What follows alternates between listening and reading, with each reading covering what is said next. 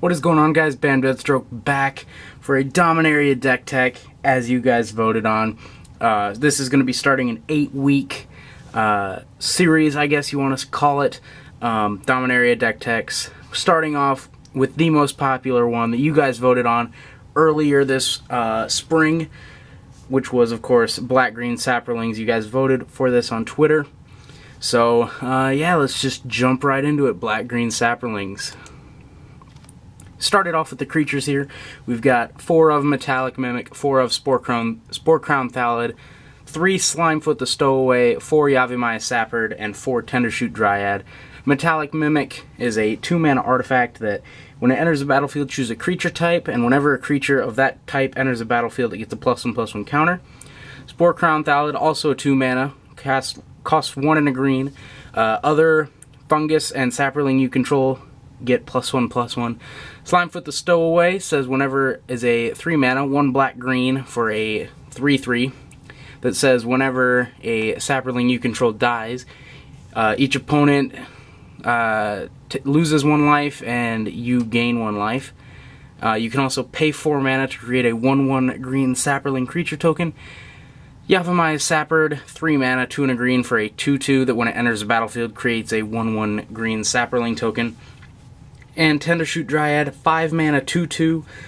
Small body, I know, but it's really important to the deck. At the beginning of each upkeep, you create a 1/1 green Saproling token, and if you control the City's Blessing, Saprolings you control get +2/+2. Next, we'll move on to the spells. We've got 18 spells in the deck. 1-drops, we've got 2 Fatal Push and 4 Fungal Infection. Fatal Push, of course, casts for a black mana. Destroy target creature with converted mana cost 2 or less, or if a permanent you control left the battlefield this turn, with Revolt, obviously, that ability, you can destroy a creature with converted mana cost 4 or less. Fungal Infection also casts for a single black mana. It says target creature gets -1/-1 until end of turn, and you also get to create a 1/1 green Saproling token. Saproling Migration costs 1 and a green to make 2 1/1 Saproling tokens as a sorcery. It also has Kicker for 4 additional mana, and you get 4 Saproling tokens instead of 2. Vicious Offering, 1 and a black for an instant. Target creature gets -2/-2 until end of turn. Or you can sacrifice a creature to give target creature -5/-5. With mono red being a very large deck in the format, we want this to be able to take care of Hazoret. That's why we have 2 of them. Spore Swarm, 3 and a green for an instant, create 3 1/1 green Saproling tokens. And finally 2 of Vraska's Contempt, 2 black for an instant that says exile target creature or planeswalker, you gain 2 life. So, big suite of removal as well as Saproling token generators. Next, we'll move on to the sideboard. We've got 4 Duress for the control matchup. We've got 2 Argyl's Bloodfast, also can be used in control or a lot of the more slow, grindy matchups. We've also got 3 Naturalized for any artifacts like Heart of Kirin or Aethersphere Harvester that we might have to deal with. We've also got 2 Doomfall in the sideboard, again for control, just more of that hand disruption, or if they've got like Hazoret out on the battlefield. And that's their only creature, we can take care of that. We've also got 1 Sky Sovereign Consul's Flagship. Just good vehicle to have, takes care of flyers, which this deck has a hard time dealing with. Also a 6/5 body, not too bad for this deck. We've also got a 1 of Vraska Relic Seeker, of course, because what's a black-green deck without Vraska? And we've also got a 1 of Verdant Force for more token generation and just a big, beefy creature to end out the game. As far as the lands are concerned, I didn't actually include those in this video because that's kind of just really up to you as to how you want to split up the mana.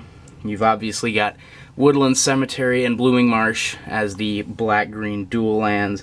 In my deck, I have 4 of each. You could also include cards such as Aether Hub, for just an extra mana. You could also include maybe a little bit less of an inclusion, but you could include something like Unclaimed Territory on something like Saproling or Fungus or something along those lines as just an additional mana producer. You could also, if you really wanted to, cards that I left out that you probably could include would be cards like Llanowar Elves. I just went more of the token generator, buff all of my tokens, as opposed to the Llanowar Elf deck, which is just more of a ramped style deck that's just looking to get to Verdant Force as soon as you can. So you could certainly go that route if you wanted to. But yeah, I just went with the just standard deck. You could also include the deserts. There's also Foul Orchard, which is the uncommon tap land that you could include. I believe it's from Amonkhet. It's the uncommon, enters the battlefield tapped land. And you could also include If Near Deadlands as just another removal source, something like that. So that's really going to do it for this deck tech. I hope you guys enjoyed. If there's anything you want me to improve on, let me know down in the comments.